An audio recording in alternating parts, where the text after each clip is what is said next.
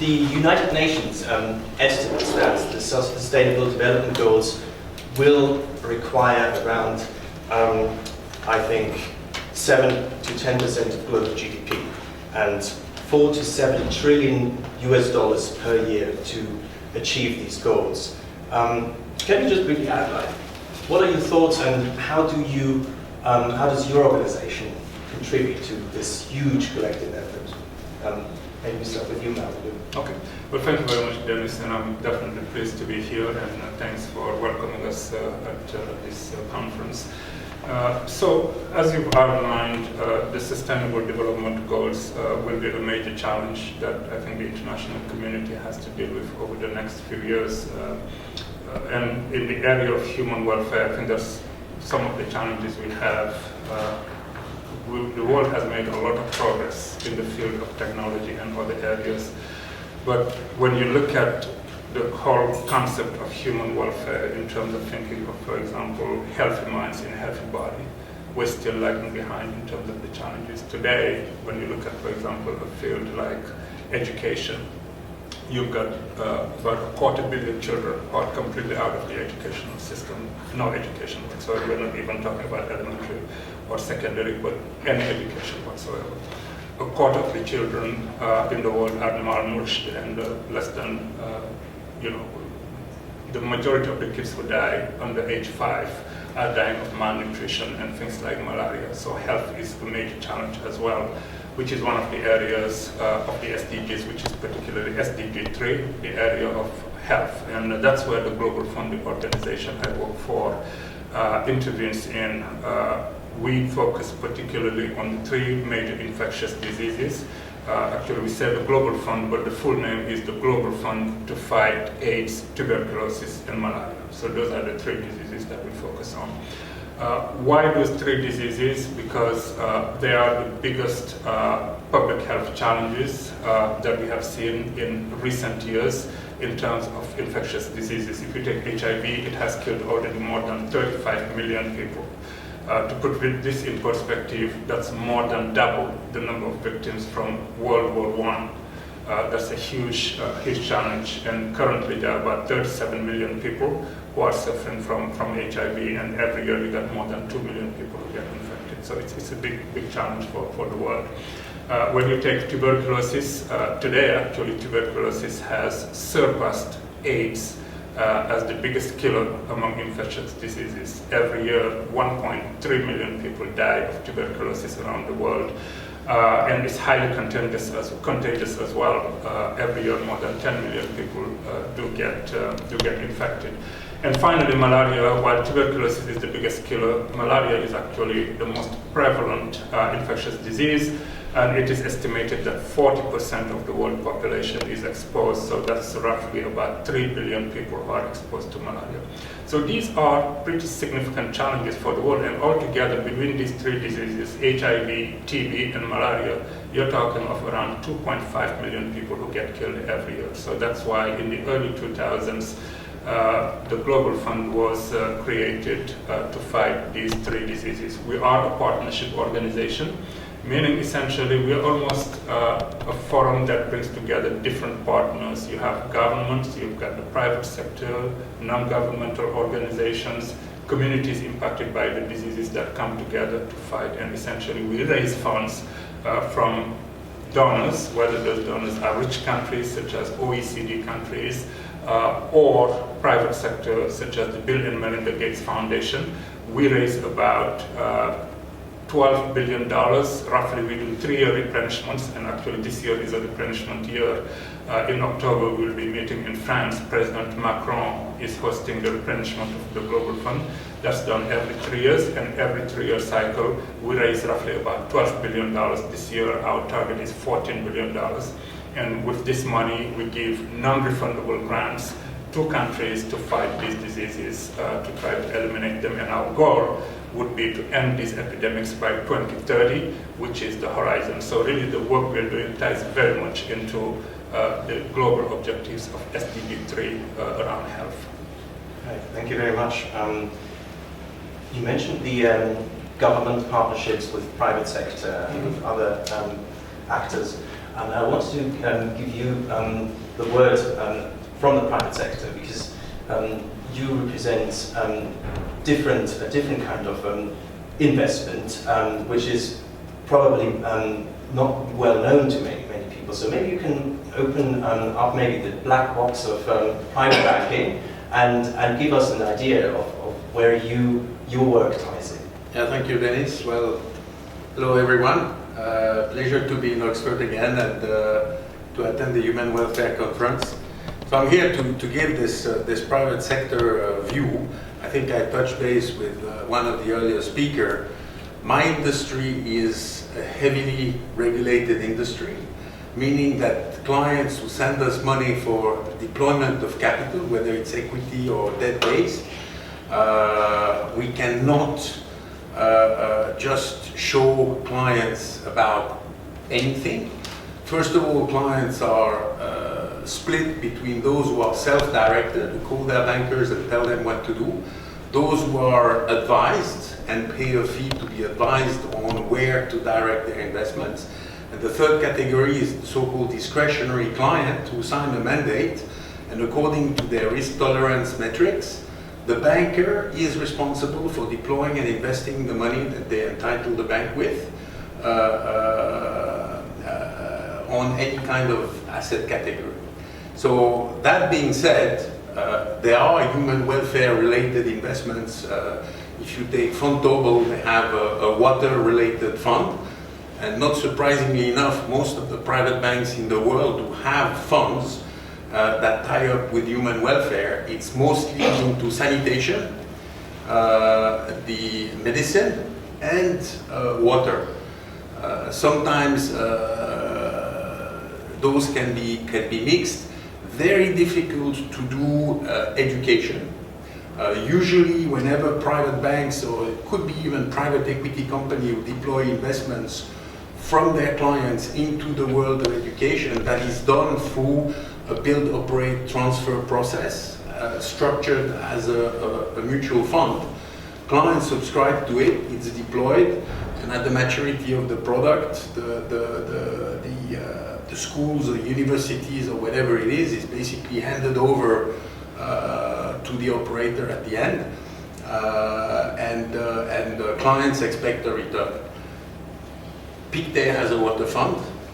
This is the only fund I ever invested that may be tied up with human welfare.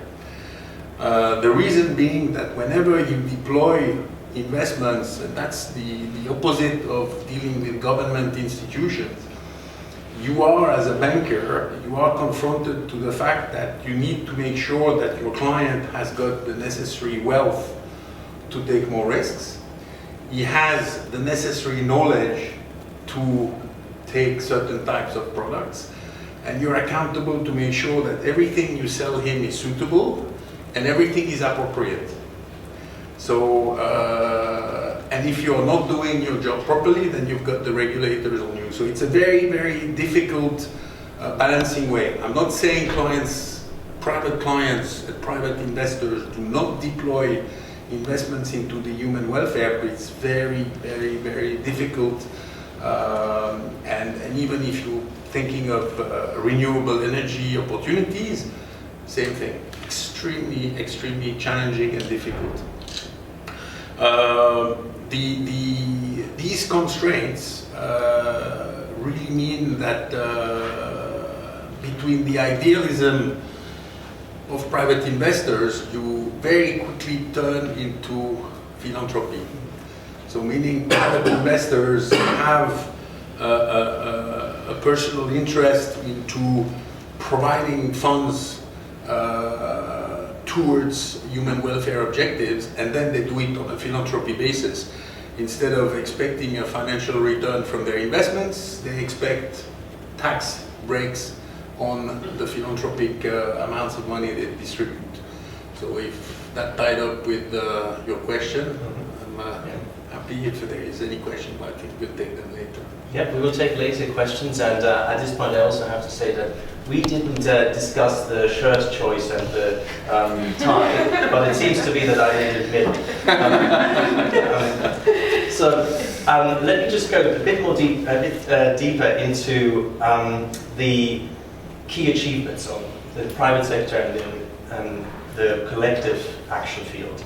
So, can you, Thierry, give us some examples about how human welfare is embedded within the wealth management process that you just outlined? How you think about human welfare when you advise your clients? And do clients come to you and then you provide some framework, or do you actually actively go to the clients and say, look, these are the projects that you should invest? Okay, the clients, you tend to get to know them, and you sound their interest for certain specifics. Because of the nature of the clients that I follow for 35 years in the Middle East, I haven't had that much of a feedback. The clients are very product opportunistic or product driven. So you show them, bearing the constraints that I mentioned before, you show them products that are susceptible of being selected by them. Do I have an influence as a private banker? Not enough, if you ask me, especially in this world today. But at the same time, if the client doesn't have an initial interest to direct some of his asset allocation towards human welfare objective, it's going to be very, very difficult to do that. And then, as I hinted before, I can only propose to my clients, besides stocks and bonds that may pursue human welfare objectives, I may only direct my clients to financial products that have been approved by the regulators, that have been possibly passported to be distributed into another country. If I have a product that's allowed for distribution as a UCITS Luxembourg registered product, I cannot sell that product to a Saudi investor unless that product is registered by the CMA, Capital Market Authority, in Saudi Arabia for distribution in Saudi Arabia. And if it's been approved by the CMA in Saudi, it's not yet approved by the CMA in Bahrain or the CMA in Kuwait. So each and every individual financial products need to be registered and allowed for distribution in any given particular country. And if that works pretty well, and the UK should know better than anyone else, if that works pretty well in Europe, in the Middle East, or in some Asian countries, it doesn't work. So it's a very, very high constrained, highly regulated environment. To make a parallel, you're almost less regulated as a doctor than you are as a private banker. Right. It's almost to that extent. We get to that in a minute again. I first would like to go back to the key achievements that your organization has been made in the last 10 years. So it's $4 billion I read a year that you invest, and that's a huge sum. So can you just outline what are the key achievements in the last 10 years that you would like to share with us? Yeah. There have been significant achievements. I mean, for us, the primary metrics is the lives we save, because the whole purpose of the Global Fund is to make sure that those infectious diseases can be eliminated in the long term, but in the short term, to reduce the incidence, people who are affected by those diseases, and when people do get affected, make sure that they get the treatment they need so that they don't die of it. So we really measure our success in those types of metrics, incidence, reducing the incidence of these diseases, reducing the death rates, but more importantly, trying to increase the number of lives saved. And on those metrics, across all the three diseases, significant results have been achieved. If you take HIV, for example, it's no longer a death sentence. About in the 80s, late 80s, early 90s, contracting HIV was essentially a death sentence. Today it no longer is. Actually, a lot of people who have HIV, if they don't tell you, you wouldn't be able to know, and they are fully functioning, fully productive and everything. And part of it is just the increase in the availability of treatment. I indicated there are about 37 million people around the world who suffer from HIV, and today about 18 million of them are on antiretroviral treatment, and those antiretroviral treatments have become quite accessible. Just to give you an idea, back in the late 80s, early 90s, it cost about $10,000 per year per patient. So if you had HIV, that's how much your treatment would cost to be on antiretroviral treatments. Today, it's about $80. So we went from $10,000 per year per patient, which is why not many people had access to it, to something that costs less than $100 today. And a lot of it has to do with work that's been undertaken by the Global Fund to actually make those products more accessible. Likewise, if you take the case of malaria, we still have a high number of deaths in malaria, particularly amongst children under 5, but actually the incidence has reduced significantly by more than 60% in the countries where the Global Fund is intervening. And the same holds true as well for tuberculosis. We treat about 5 million people a year. Altogether, when some specialists did the modeling for us recently, the cumulative lives saved by the Global Fund since its inception was estimated at 27 million. And this is the difference between how people would have fared if they had contracted the disease and not gotten access to the treatment that we're providing, and having access to it now. It's 27 million lives saved. That's a lot. So that's the direct impact, I think, on the diseases. But as I talk about the impact of the Global Fund, I also would refer to what I would call the spillover effects, positive spillover effects, to use a term that economists use a lot. So besides fighting the disease, I think a lot of the work we do has a much broader impact in terms of strengthening the health systems of the countries where we intervene. That's quite significant. And increasingly... Run it up so he doesn't drink. Okay. That's okay. There's no problem. Those spillover effects, I think, include the strengthening of the health systems in many of the countries we intervene, because besides just providing treatment to people, we are also helping build their supply chains for commodities. We are helping build facilities, train health workers, and those people serve the entire health system, not just the 3 diseases we're focusing on. If you take an area like human rights, increasingly we're intervening in those areas, and we can talk about it later on. And it's not just an ethical issue, but it's really an issue of access to public health, because a lot of the human rights issues we are trying to fight in the Global Fund programs have to do with giving greater access to people who otherwise, because of stigmatization, discrimination, some criminal laws, otherwise would not have access to the system. So I think these are broader impacts. And lastly, I think because of the way our programs are generally managed in country, we'd like to hope that we are also contributing to better governance of aid. As a matter of fact, just this week, I think 3 or 4 days ago, there is a paper coming out of Georgetown University in Washington that was actually studying the impact of Global Fund aid in the countries we're intervening in, the impact on governance. And if that paper, actually, for anyone who's interested, it's available. I can share it with you. It was titled Governance and Health Aid from the Global Fund Effects Beyond Fighting Disease in the Annals of Global Health. And it's really studying over 100 countries over a 15-year period. And the basic conclusion is, because of the way the programs, the participatory nature, the inclusive nature of the programs of the Global Fund, it's actually helping increase governance in those countries. So I think that's also a positive impact. You mentioned impact. When we unpack ethical investment or philanthropy, what does it actually mean to you? If you're someone who wants to do good by doing well by doing good, is this something that you would subscribe to? That you can actually make a profit and also create social impact? I give both questions to this question to both, and I probably eye to Thierry first. Yeah, well, we were talking about this during my one-sided lunch with Mouhamadou earlier on. We live in a very, very strange world at the moment. The negative bond yields 10 trillion, half the global debt of the United States of America is suffering from negative yields, meaning you put $1 and after 1 year you've got less than $1. This is a very, very challenging environment.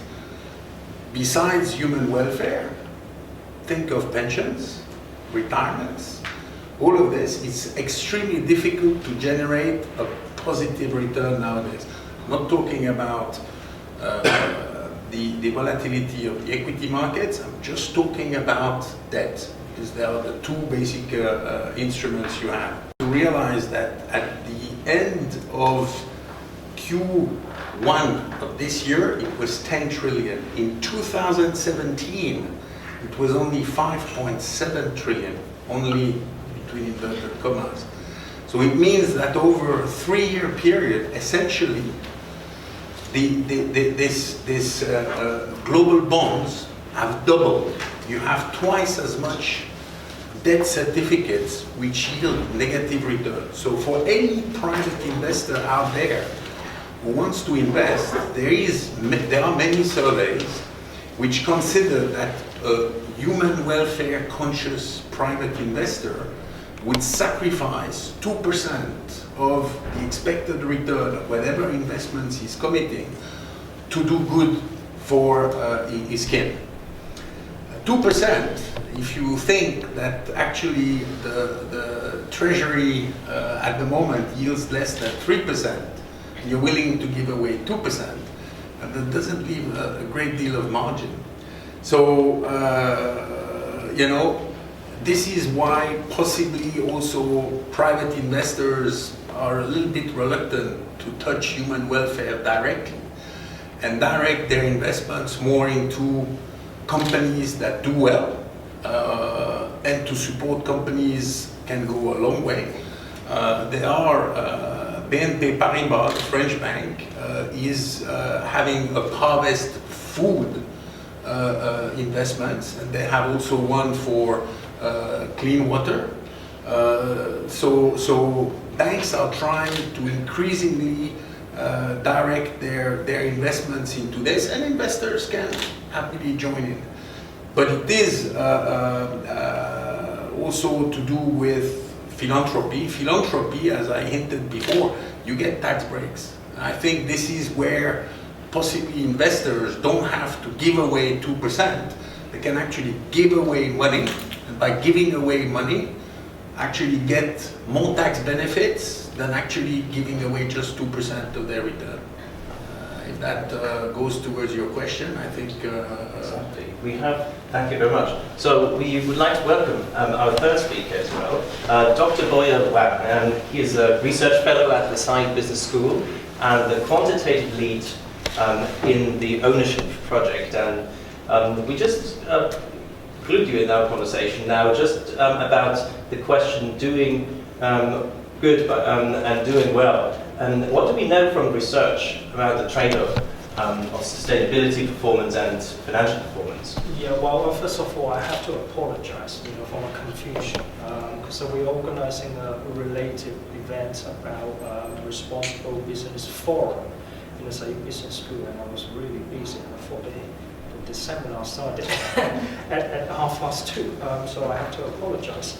And second, most importantly, about the research project we're doing now in Saïd Business School, look at how different types of ownership structure, different types of investors, how they affect the corporate ESG performance. By ESG, I mean environmental protection, social responsibility, and the corporate governance. So we are pretty much looking at the other end of the spectrum. So, okay, you'd be saying ESG performance, impact investment, like ESG good performance, they would lead to superior or, satisfactory investment return over the long run. But what leads to ESG performance? What affects ESG performance? So we're looking at this question from the perspective of ownership types. So yeah, that's just a framework of our research project. Yeah. What do we know about the sustainability, in brief, sustainability financial performance trade-off? Yeah, well, first of all, I have to say, there the research, the economic finance research about impact investment is rather inconclusive, if I can say. So the main question is whether actual ESG performance will lead to superior investment return. Many of the studies in the early 2000s suggest that actually like ESG outperformance, they would lead to long-term superior investment return for investors over the long term. By long term, I mean over 3 years, usually between 3 and 5 years. Actually, by matching those so-called ESG outperformance with those underperformance by their firm size, by their industry characteristics, and also their leverage ratio, their profitability ratios, and actually the results become a little bit blurred. Actually, there's not much difference between the underperformer and outperformance. But on the other hand, we look at, when we say who actually controls the company, will have very decisive power over the corporate agenda. In this way, they will actually determine the ESG performance of the public listed company.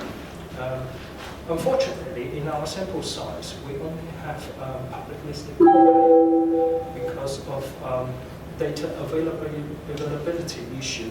So in our sample, we have about 3,083 companies over the past 16 years. So this would lead to about over 22,000 observations over the past 16 years.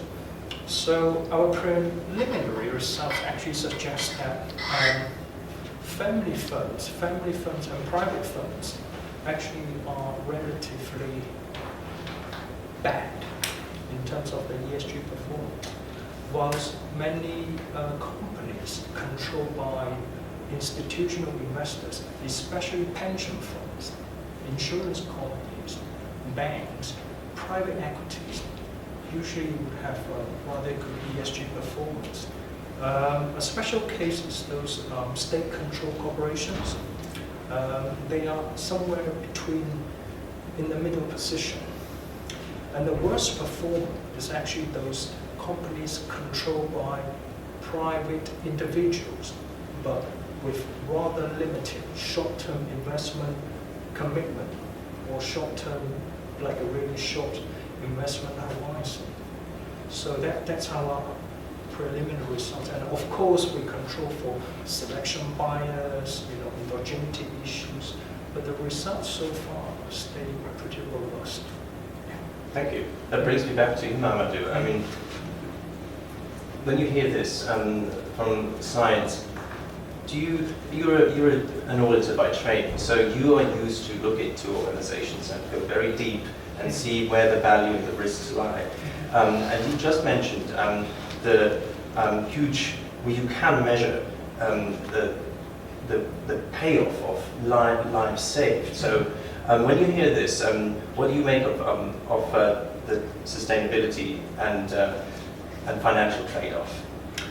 Yeah, I think to a large extent it's probably a false dichotomy. I'm not necessarily sure it's a choice that people have to make between financial returns and actually investing in social welfare, because actually the two go hand in hand. I cannot speak really of the private sector or private investment, but certainly in the public domain I think that's quite true, because the reality is, if you take the case of growth and development, for example, if you do not invest in human welfare, there is probably limited prospect for growth and development. And the reason why I say there is a false dichotomy is, even in some of the countries, you've seen sometimes the tension, if you will, between where do we direct public resources? Should we be investing in quote-unquote soft areas, human welfare, human capital areas like education or public health, or should we be investing in infrastructure or in revenue-generating areas?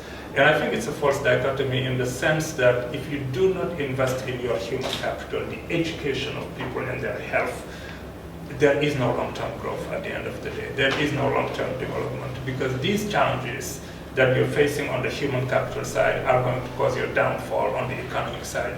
Just to give you an example, in the areas that we intervene in the case of the Global Fund, for malaria, for example, it is estimated that just because of the prevalence of malaria in Africa, because that's the area where it's the most endemic, it's costing those countries about $12 billion a year of GDP lost. This is not just the cost of health treatment, but it's the cost of health, it's the loss of productivity, it's basically the loss in terms of educational returns. All of those things, when it's combined, it's a net cost of about $12 billion. Actually, there's a term that was used by some, which is called the growth penalty of malaria. By just fighting the diseases, you're actually undermining yourself in growth. So I think it's important that countries do not think in terms of, I have to see a hard financial return, or else I cannot invest in human capital, I have to invest in other areas. I think they need to think of the two as synergistic. Clearly, you need to have strong human capital and human welfare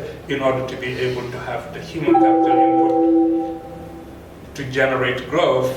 But at the same time, I do recognize that having growth and development is what's going to create the resources that you need to invest in return. And I think as we have a dialogue with the private sector as well, that's the kind of discussions we need to have. We should not just position human capital investment in ethical terms, but actually we need to position it in business terms, because it is good for business to have good human capital. Is one of the major inputs. I mean, if you look at the companies today that are seen as being the most valuable companies in the world, the value of those companies is not on their balance sheet. I mean, if you take the companies that reach the $1 trillion mark, the likes of the Microsoft, the Amazons,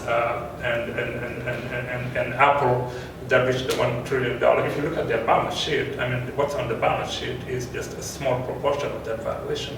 The biggest valuation is actually their human capital per se, and the same is true as well for other sectors. So I think when we have those discussions, we need to avoid a situation where if we cannot demonstrate a financial return, we shouldn't be investing, because I think it's a circle in which investment in one reinforces the other. And I talked about $27 million, 27 million lives saved by the Global Fund.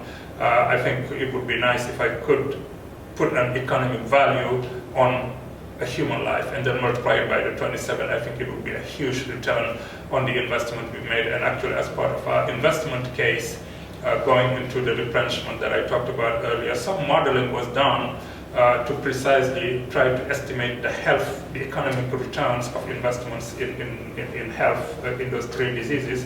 And what the modeling results came up with is actually for every dollar invested in those three diseases, we could be generating up to $19 of return in terms of the things I talked about around healthcare costs saved, productivity, and the like. So I think the two go hand in hand. What's good, what's ethical is also what's good for business. So despite claims that private investors and impact investors are increasingly entering this area of philanthropic donations and beyond impact investment, despite all these claims, we don't see the huge rise of private individuals, private folks going into, because it's, as you just said, Mouhamadou, it's dwarfed by the huge investments that are being done by governments. So I just wondered, when you interact with clients or with professionals in the financial sector, what are you telling them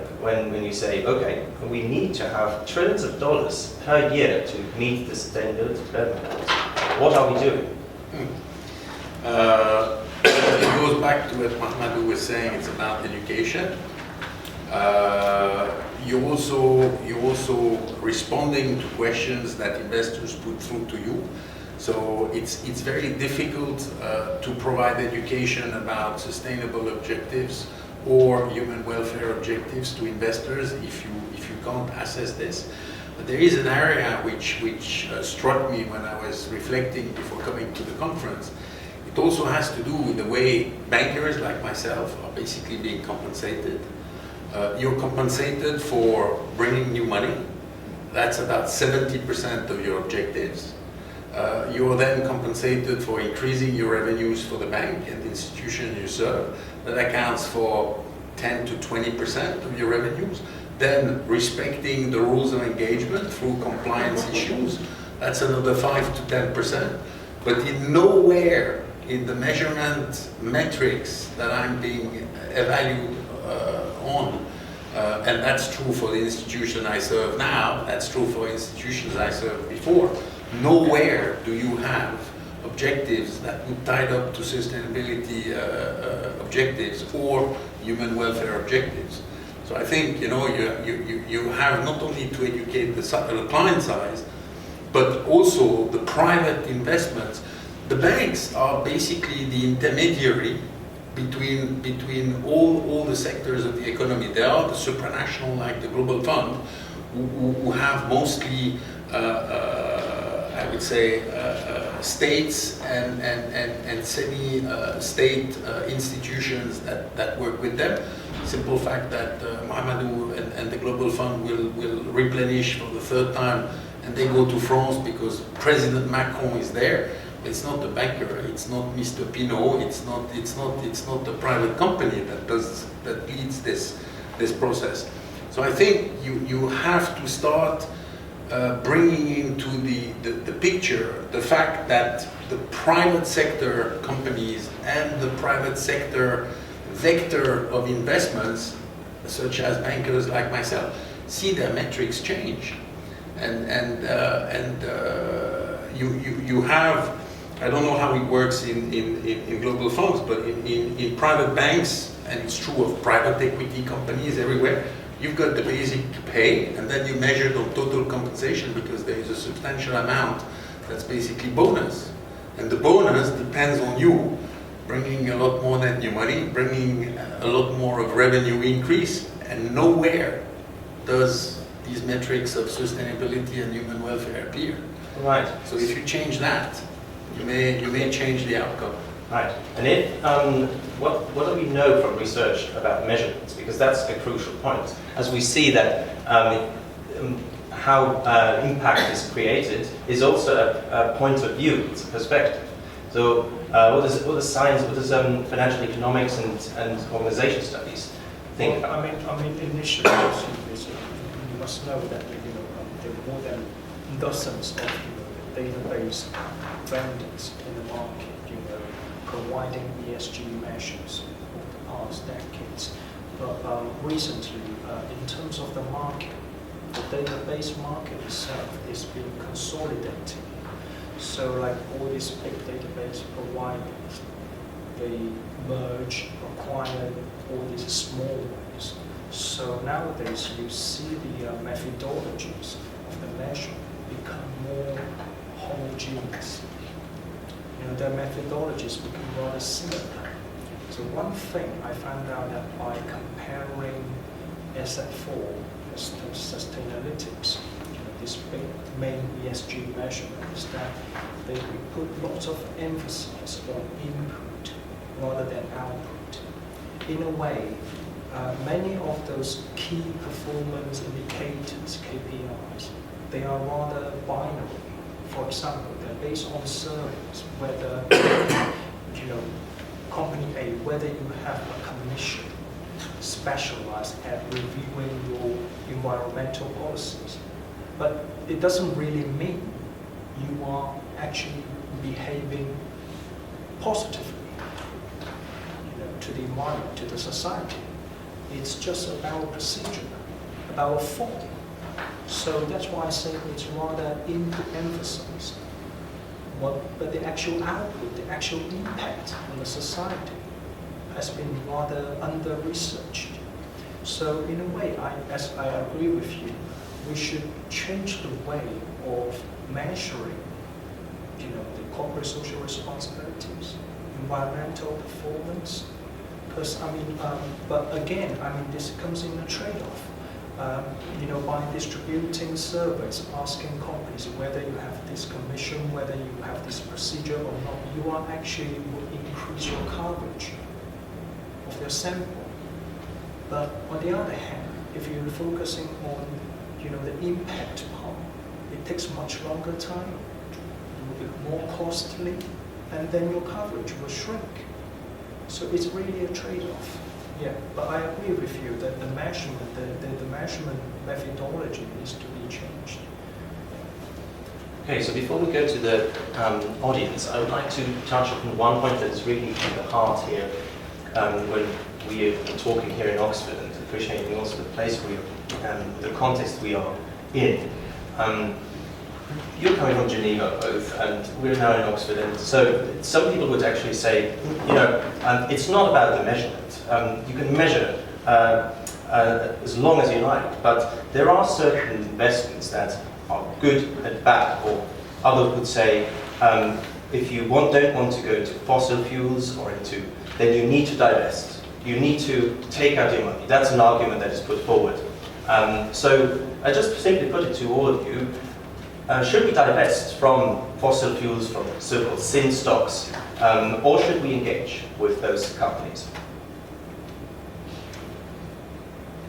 I mean, my personal view is this should not be an ideological debate, because I think anytime we get into situations of us versus them, good versus bad, and this very Manichaean view of the world, it generally is a road to nowhere. I think we have to look at the specific context. I mean, if you take the case of fossil fuel that you're talking about, yes, I mean, everywhere in the world, people are trying to move, for example, to renewable energy, to clean energy. And that's the nirvana, that's where we need to go, and I think everyone supports that.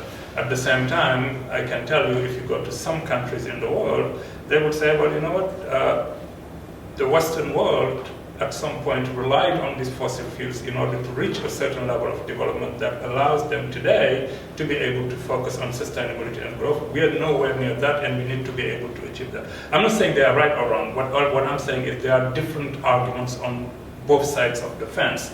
And what we need to do is, rather than saying you can either do it or not do it, the best way is, are there ways, even if we're using things like fossil fuels, are there ways to do it in a way that doesn't cause irreparable harm to the environment, that doesn't cause significant damage to the populations and the like, and take into account different dimensions of the equation. There is an environmental dimension, there is a social dimension, there is an economic dimension, and depending on the context in which you are, some of these dimensions may be far more important than others. So clearly the environmental debate does not have the same meaning in an underdeveloped, low-income country that it has in a much more advanced environment. And I think the same holds true for companies as well. Should we be boycotting all the so-called sin companies? I mean, that's the view of some people, right? You shouldn't be engaging, you shouldn't be investing in any company that does things like alcohol, tobacco, gambling, and those types of things. And certainly as an organization, we are very careful who we engage with because primarily of the reputational exposure. But I think I can see the argument as well, if you can work with some of these companies to get them to take more seriously their corporate social responsibilities, in some ways change their ways of doing business or evolve their ways of doing business, and in some ways try to mitigate the harm they are causing by reinvesting in the community. Maybe eventually over time those companies could turn around and actually become good corporate citizens, as opposed to just taking a hard line of we're going to boycott these companies and not invest at all. So that's just my personal view. I'm generally a person who is not favorable to a Manichaean view of the world where it's black and white, good and bad, excellent and poor. The reality is there is a lot of shades of gray, and in the way we approach complex problems, I think generally taking the middle ground and trying to find compromises tends to be much more effective than the hardline approach. Well, no, but I absolutely share what Mouhamadou just said. You know, a brain is clever because the brain cells engage. So ban some brain cells to joining in, the ultimate intellect will actually shrink. So I think you shouldn't ban dealing or engaging with sin companies, but you should do it in the appropriate way. Yesterday I was very much questioned by something. I think it was published on the social media. I can't remember whether it was Facebook, LinkedIn, or anything. It's basically saying that one of the greatest killers nowadays in our modern societies is the white killer, sugar. So people start, ban sugar, ban sugar. There are millions, tens of millions of people, because 80% of the sugar produced comes from sugar cane and 20% from beetroot, more or less. So basically, when do you tell to all these producers in all these many countries, many of them in Africa, and do you actually tell them, oh, that's it, you don't have a job, stop producing these canes because sugar is a big killer? I think that's not the way. The way is to basically keep these, what I used as an image, to keep those brain cells talking to each other and make the addition of these brain cells, any structure is only worth something, and I'm not talking of financial returns. If 1 + 1 makes more than 2, works for a family, works for a couple. The moment you add 1 + 1 and you get the sum of less than 2, then you're wasting your time and you're wasting your resources. I think in that context, I think you should not disengage from talking to SIN companies. And SIN companies may only be a transition period. They may be sinning at one point in time and they may not be sinning at another point in time. Taking another recent example, yesterday Nestle became a company worth more than 100 francs per share. Yesterday, going more than 6 or 7%. And Nestle comes in 2010 from about 40 francs. So it went from 40 to 100. So I was also questioned, why would Nestle suddenly jump like this? Because they decided to focus on their food sector, and all the beauty products and everything else, part with it. And that decision alone made the company. Is Nestle a sinner or not a sinner? For everybody to judge. So, thank you, Boya. The science is clear of climate change, for example, and is also known again, and that we need trillions of dollars in investment for these SDGs. So, why would an investor care? What do you know about from research? Why would they care about the impact if they could do a superior return in fossil fuels or in any other that we just discussed?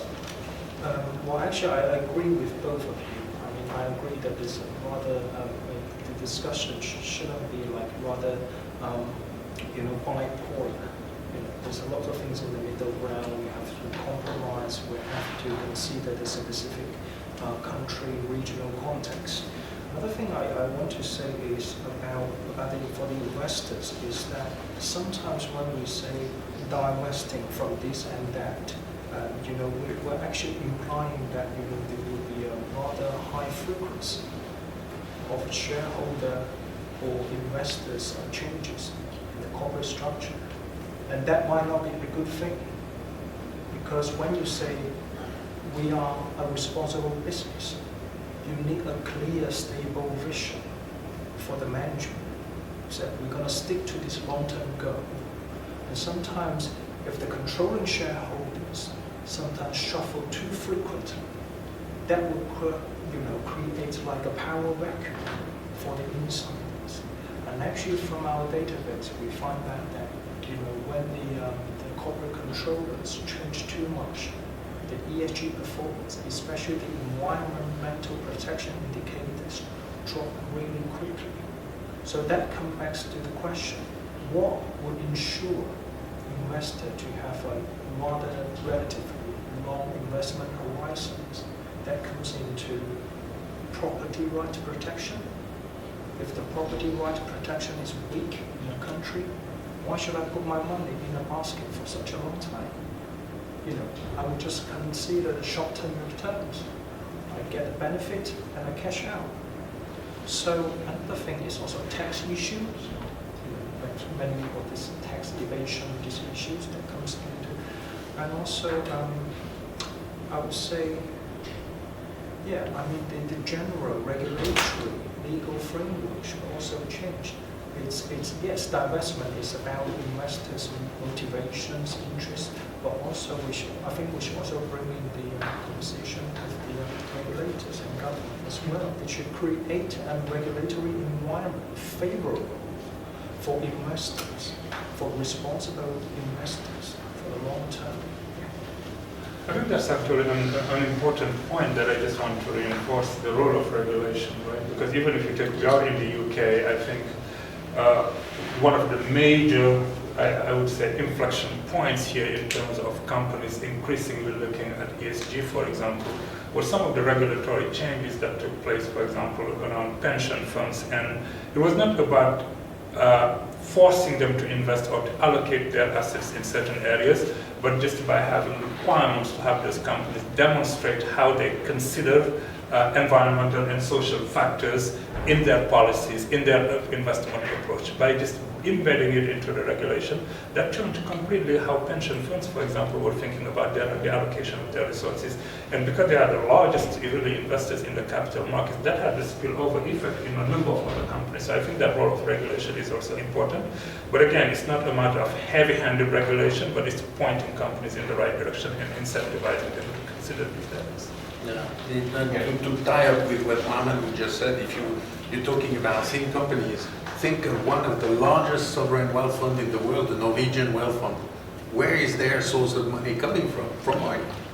But it's a highly effective entity into deploying capital towards ESG and towards human welfare. So, the world is built of the shades of gray and is not all black and white. All right. Let's open up then discussion to the audience. And we have Claire Weil facilitating this session. Any comments, any questions are welcome, most welcome. Yeah, maybe we could have 1 or 2 questions at a time and then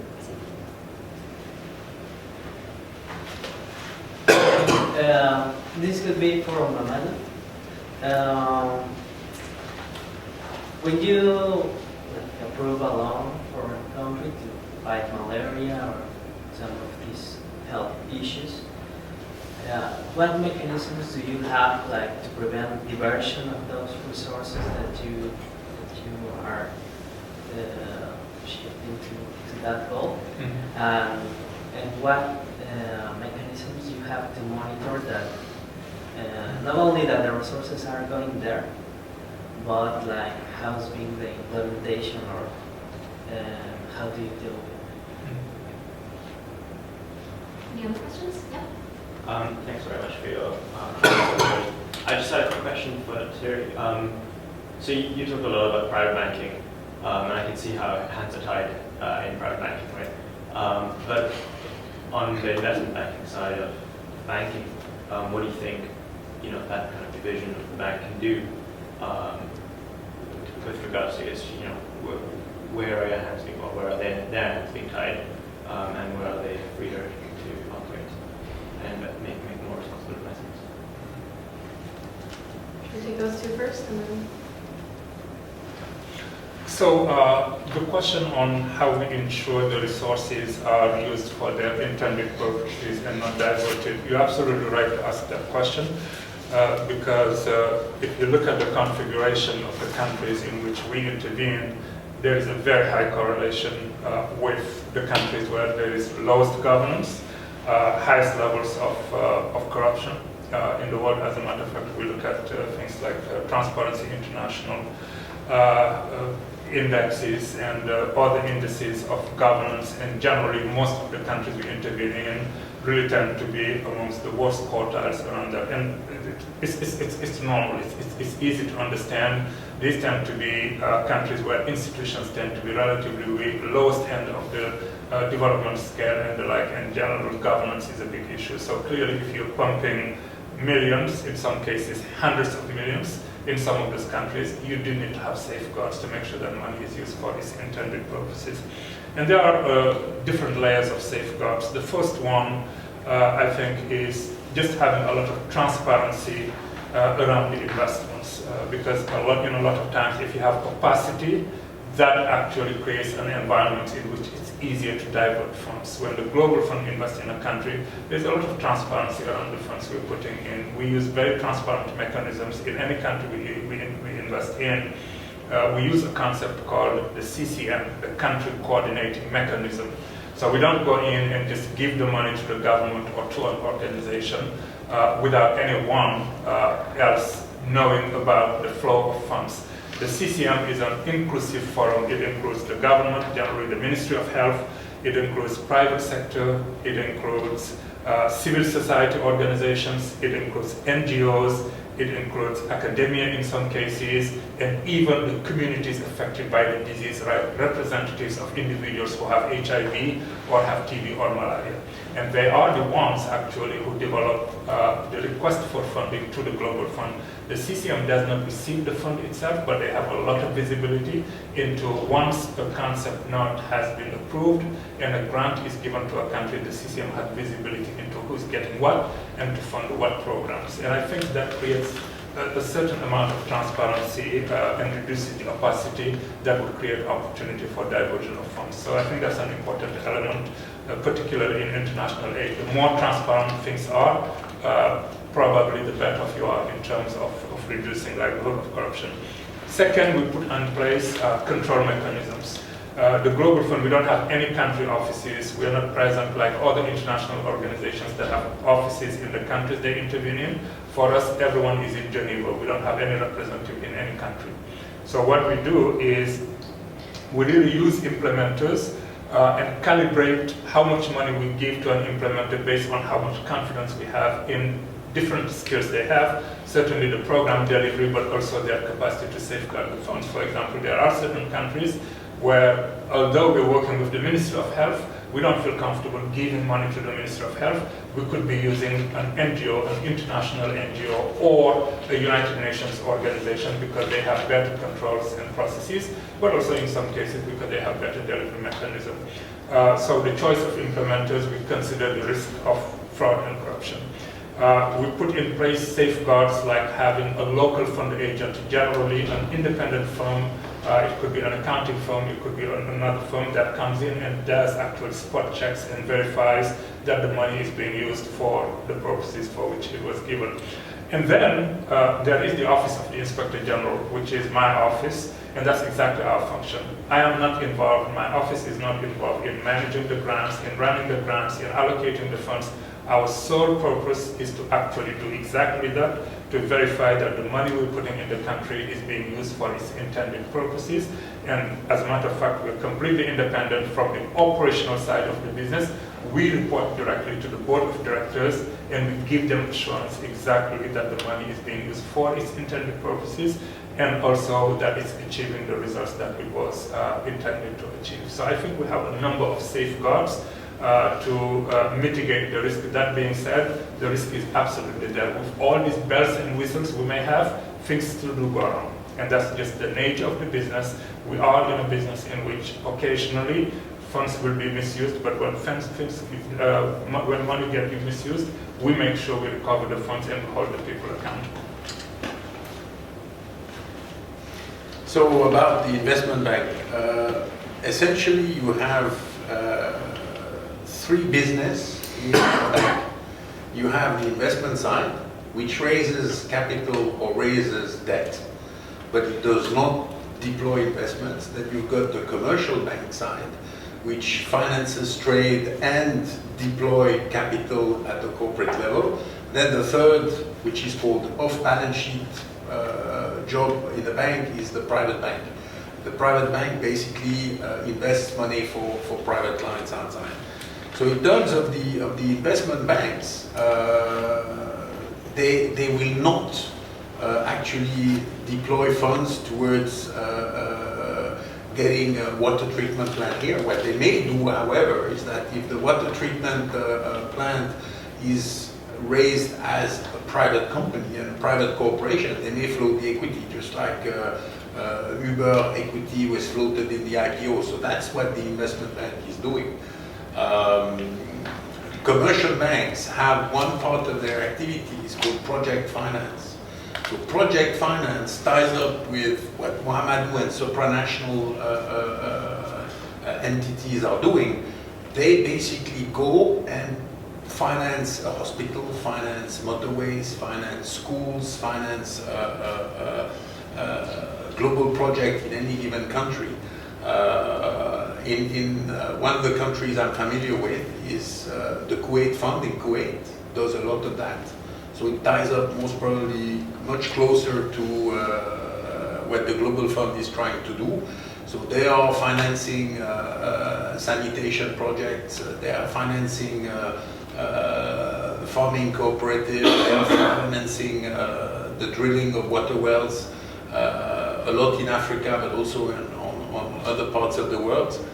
But investment banks only raise debt or equity through IPOs or through other means.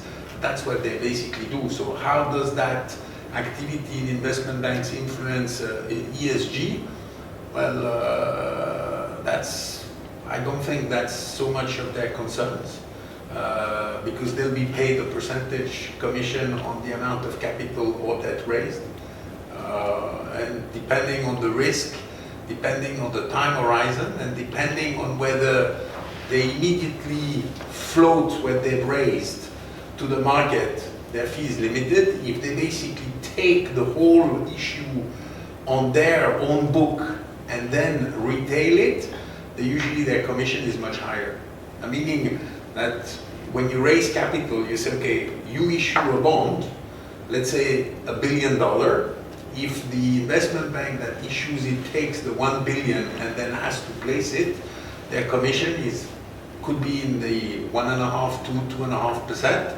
If they basically tell the client that's raising the debt, we'll raise whatever we can raise, well, basically their fee is much limited, but the entity that raises the debt may end up, instead of 1 billion, only have raised 200 million.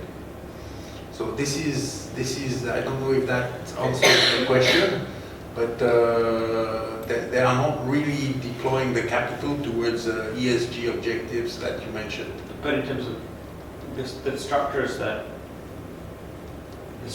they're using to raise these, to do this, precisely what you're saying, is there any way that they can change the way that they create the packages to do that? Does that make sense? Well, they may choose to raise capital and raise debt from certain sectors, whether it's clean companies or dirty companies or sin companies, whatever you want to call them. Yeah, they may direct their action and their business activity towards certain sectors. Yeah, that they could possibly do, but they will still have the profitability issues. And show me the money and I'll show you the way. That's the unfortunately, this is a bit the reality. Do we have any other questions? Any from the ladies in the room, since it's very yes. I have a question. I'm not really into the investment part of the discussion, but just to ask you a question that who should define the agenda, ethical investment? What is ethical? Who should define it? Because you all kind of alluded to the fact that it's not black and white. There are different shades of gray. So what is ethical investment? Who should define it?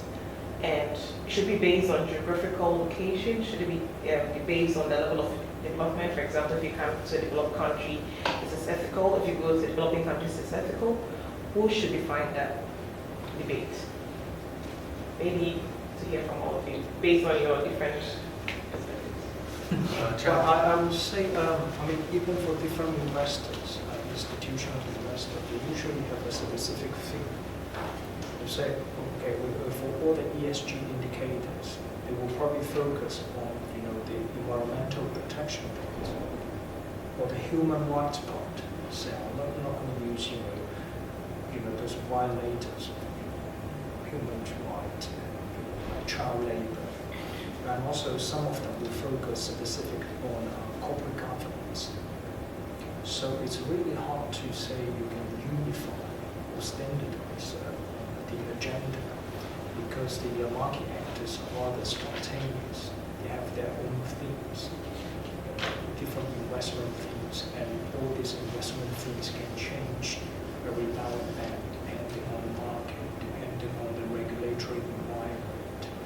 And also, actually, we also, by interviewing many private equities and including our project funding providers, because our project is funded by the Ford Foundation. Actually, their perception, the perception about what is impact investment is also changing. that's a great question, and I don't know that there is a black and white answer, right, in terms of it should be defined by this particular forum or in this particular geography.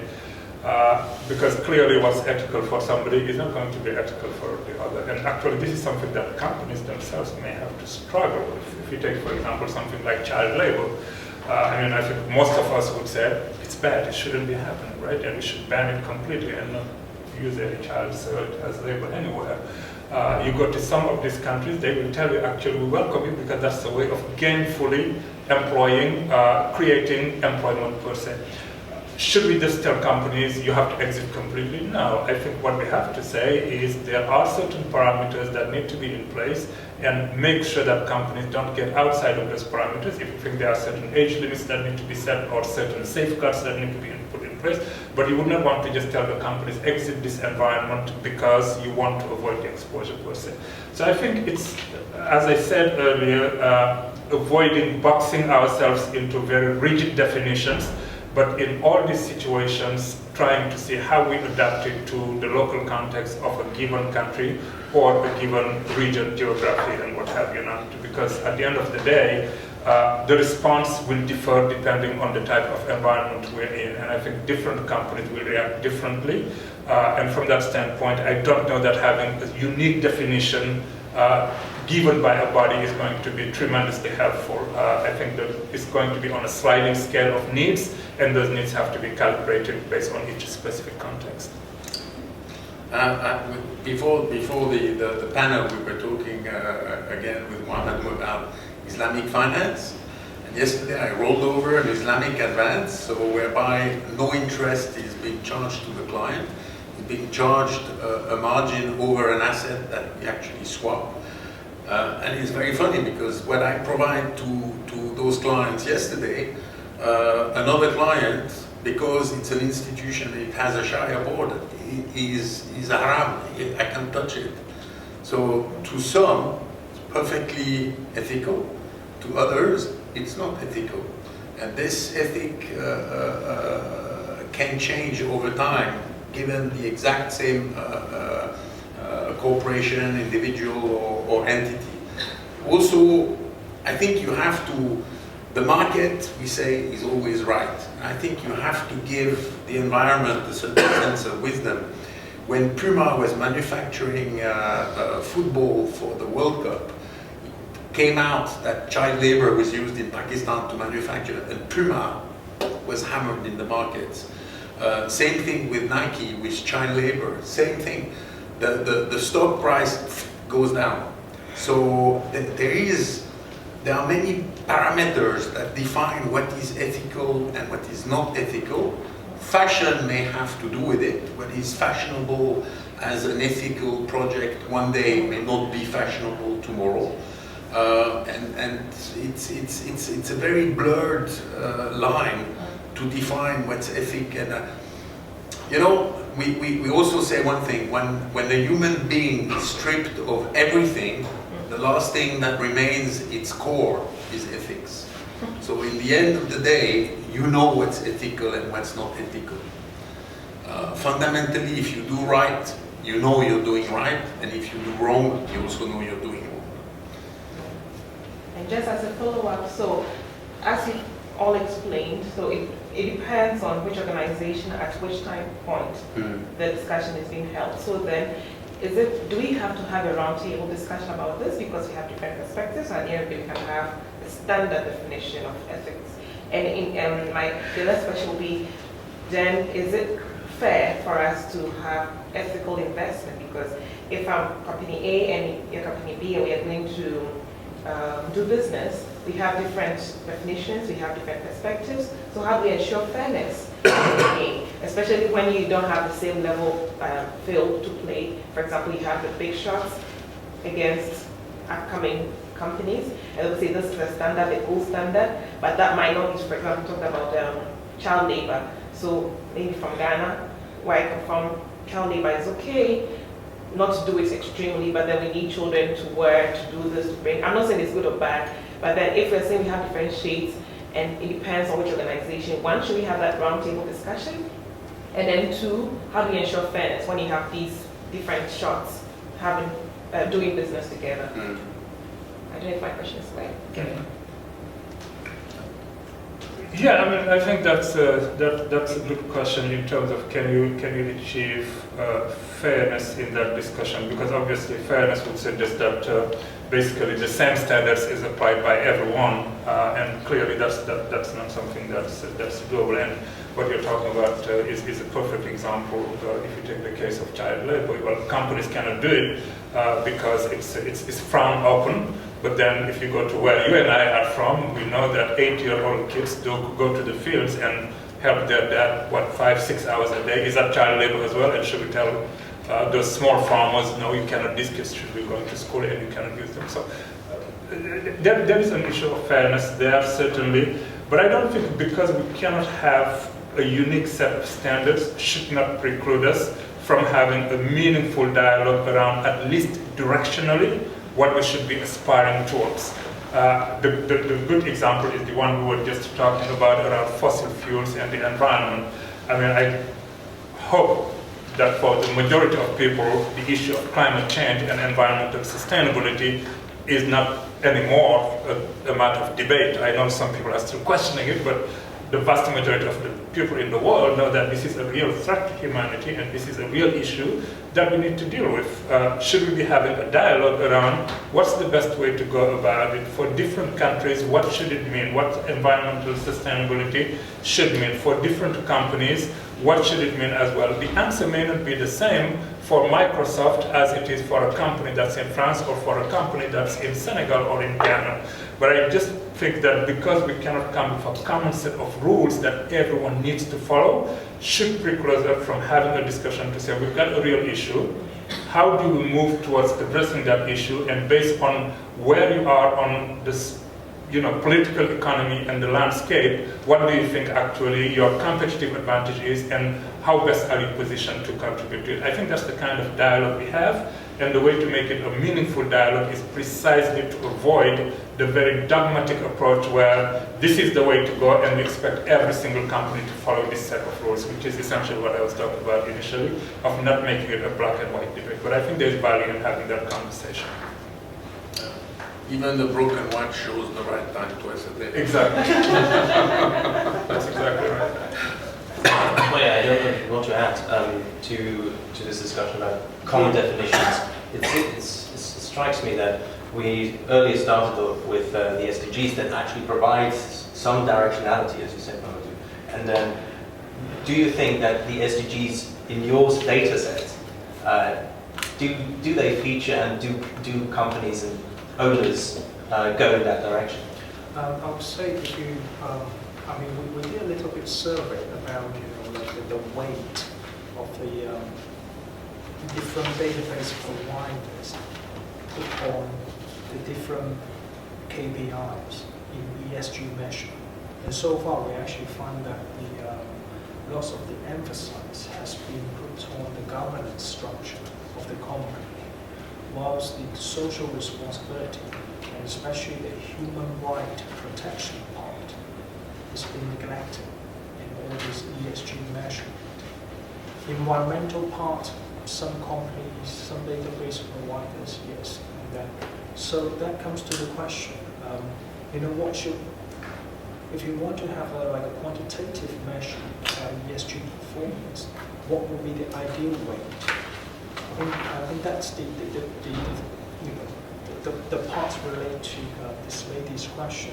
How should we weight and balance, the different aspect of a responsible business in a quantitative measurement? I would say so far, the measurement now is largely driven by, the big business conglomerate. If you compare the ESG performance of many multinational companies like Microsoft, Siemens, there's not much difference between them. You see, they probably have very much all the tick box ticket. Whilst for many much smaller size public listed companies from the developing countries, you start to see the different start to diverge more.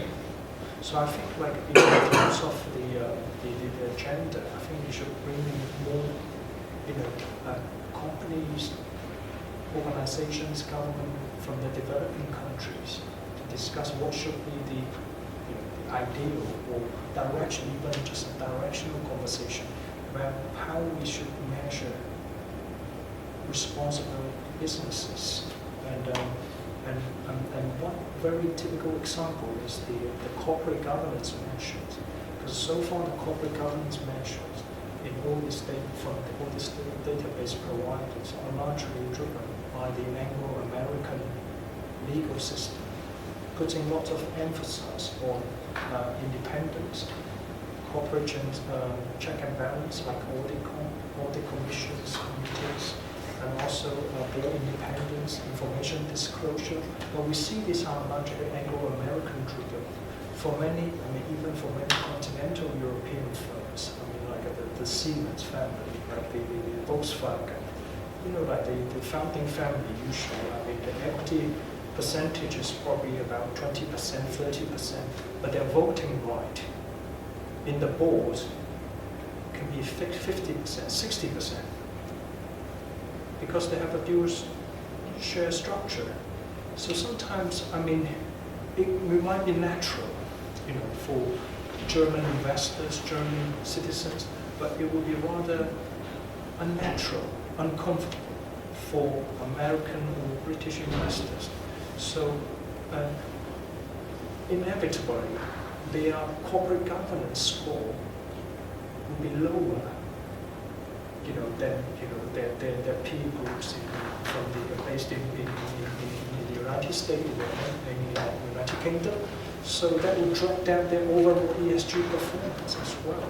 So what you're saying is actually a difference because it's also heavily influenced by a certain regime, mainly the Anglo-American. Yes, and I think that's why this conversation should be more geographical and more diversified.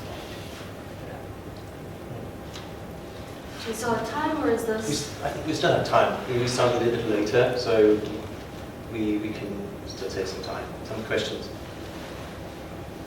Yeah.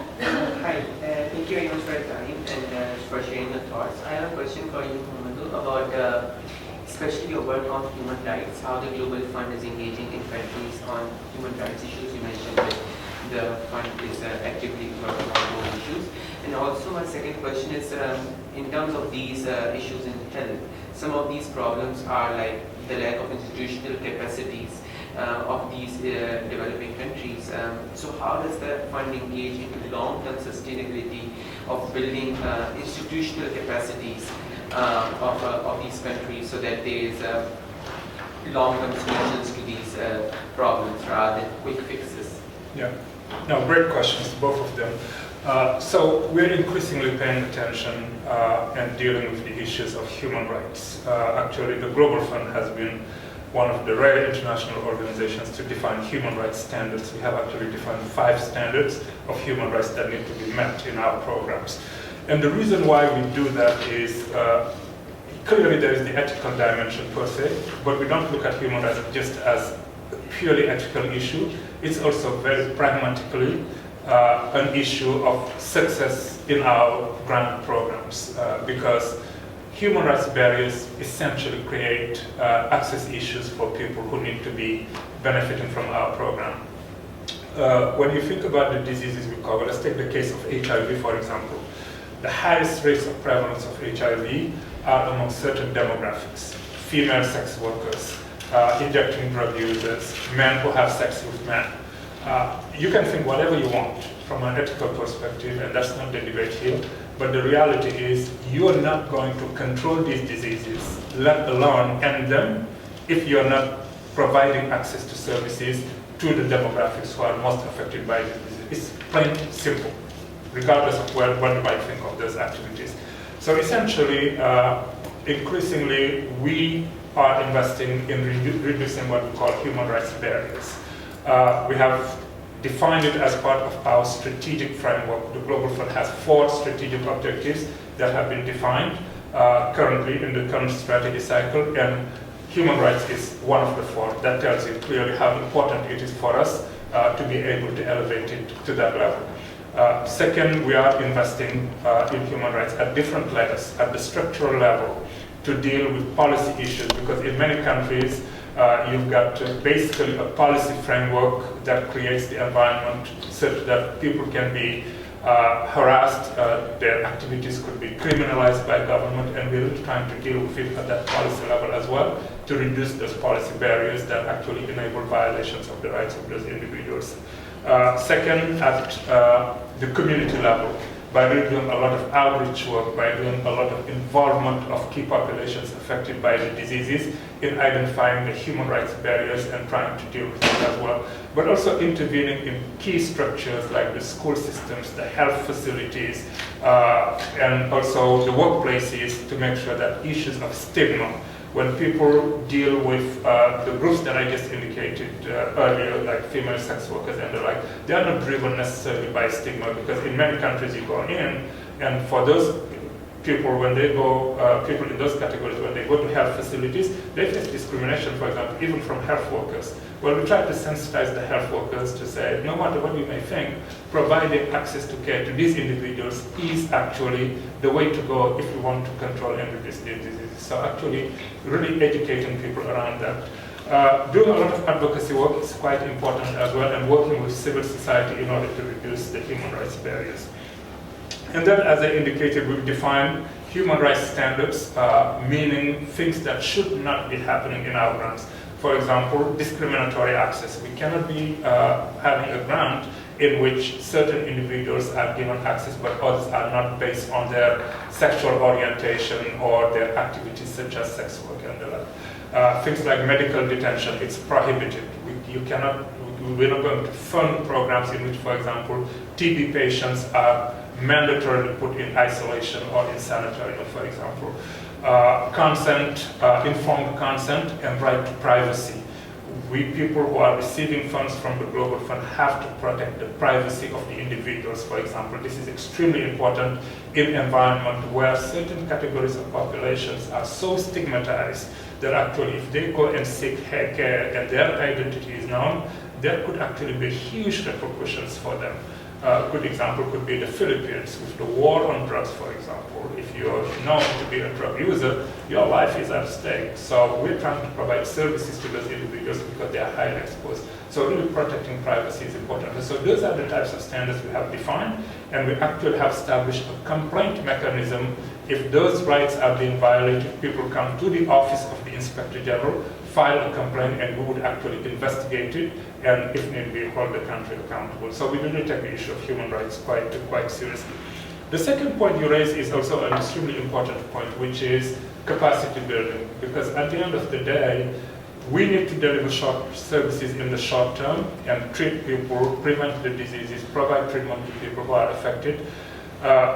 But it would be all to waste if the Global Fund were to leave tomorrow and the country is no longer able to do it. Therefore, sustainability, that's what we call it, is extremely important in our program. And actually we have a whole policy called STC, Sustainability, Transition and Co-financing. We want to make sure that the countries are sustainable and eventually they can transition from Global Fund grants in order to do their own, to maintain their own programs. So we work with countries to make sure that they put in place programs that allow them to continue the Global Fund activities, even if we were to transition out. We build the capacities. In many cases, when the capacities are weak, we put in place strong implementers like international organizations and others, and part of their mandate is to work with the local government or the local entities to build their capacity over time. Thank you very much. Okay. I think now we coming to a close, and we want to close with a round of reflections. First of all, from the audience, Claire, listen attentively, and we want to give you now the other side, so a reflection back from what we heard. And then we have a short reflection round here on the panel. So we start with Claire. Yeah, I'm just going to give a quick summary. But I think in answering how can investment drive human welfare improvements, it seems pretty clear from this discussion that investments can push human welfare and can go really far with different investments, not just in terms of direct outcomes, but also like the Georgetown University report said that it can impact even things that are, good governance and rule of law and democracy. But that there are a lot of constraints and complexity around how to ensure that investments can drive, right? So not just the investor and just the people who directly access these funds that can change lives, but also the ones who are deciding on policy, on the legal infrastructure, the countries and institutions, but also, like you said, the market, right? How do we individuals come together and shape those dynamics and decisions? It's maybe not about forcing people to invest in human welfare, but for talking to us today, I'm really grateful. Yeah. That's great. So before we end, thank you very much for this reflection. I would like to give you the opportunity to think about your younger selves, and when you look at in the audience and give the new generation lessons learned that you would give yourself when you look back in time, what would that be? What would be this advice? Just a few sentences. We start with Boya. I'm not sure whether I'm old enough to pass on this message. That's fine. I really have a mixed feeling, sometimes, because I was very surprised by the research results, because people generally think like a family business is because of the family's heritage, the reputation, about the history. They would have a rather long-term investment horizon, a stronger commitment for the business, for the local communities. But and actually, when we separate the divide sample into emerging market and developed market, we find that actually, especially in Western European countries, the family business would have a positive impact on ESG investment. And in other words, the overall negative impact of family business on ESG performance is largely dragged down, taken down by family business from the emerging market. So that brings me, into the thinking of, how institutions matter. How should we, cultivate a favorable institutional environment for responsible business from the very beginning. So this is not just a conversation about business, corporation, investors, but it's about the whole community. Yeah. Thank you. Thierry, your advice to the new generation? Lao Tzu, the journey of 1,000 miles starts with the first step. So don't stop. Okay. That would be my motto for the audience. You mentioned something about emerging market, small and medium-sized businesses and family-owned businesses. A lot of the emerging market, it's about creating wealth. So when you are at the stage of creating wealth, it's very, very difficult when you're in this creation stage to start divesting wealth when you are facing so many challenges. So possibly also SDGs and impact investing is something more in tune with countries and regions of the world that have already an established economic process and may have some form of post-colonialism guilt, which basically forces them to do good. So these are issues that we encounter, and we were again talking earlier with Mouhamadou.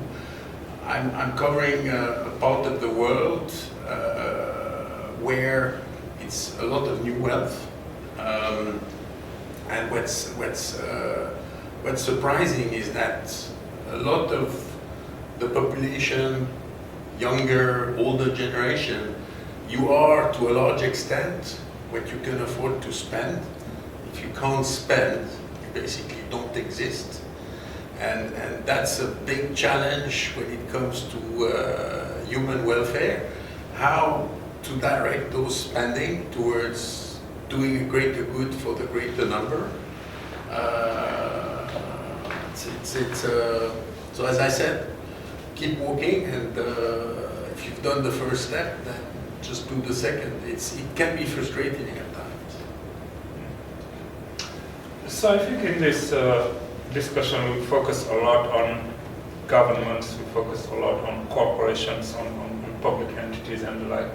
The piece we did not talk about is individuals and people, each of us. Because I think it's easy to take these big agenda items and think, well, these governments are, what are these governments going to change? What are companies going to do? But I think also at a very personal level, we always need to reflect at my level and at the level of my community, how can I make a difference? I think these areas of human welfare we talk about, whether it's these areas of health, whether it's education, whether it's the environment and the like, there is huge power in the communities, in the individual communities, not just what the government can do and what companies can do. And I think that reflection has to start at your level as individuals, not just what the government can do. I mean, it's the old adage, ask not what your government can do for you, but what your country can do for you, but what you can do for your country. But the reality is also in this area that we're talking about, it's important to ask those questions at my own individual level.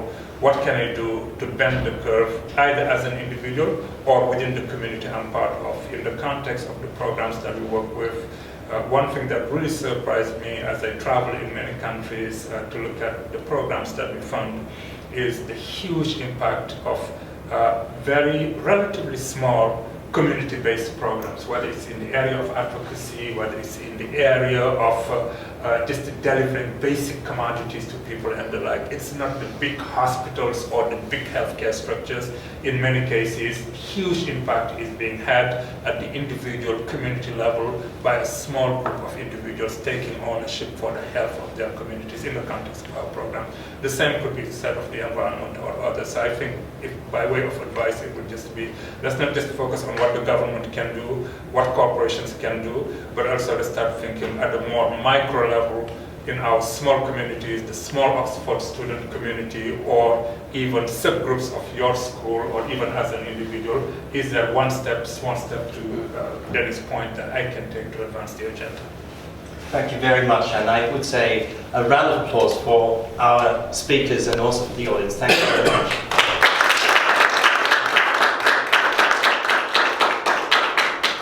Now, this has been recorded, and as you can see, it will be made available online. I would like to now also formally thank you for coming from Geneva, coming from far away from SBS.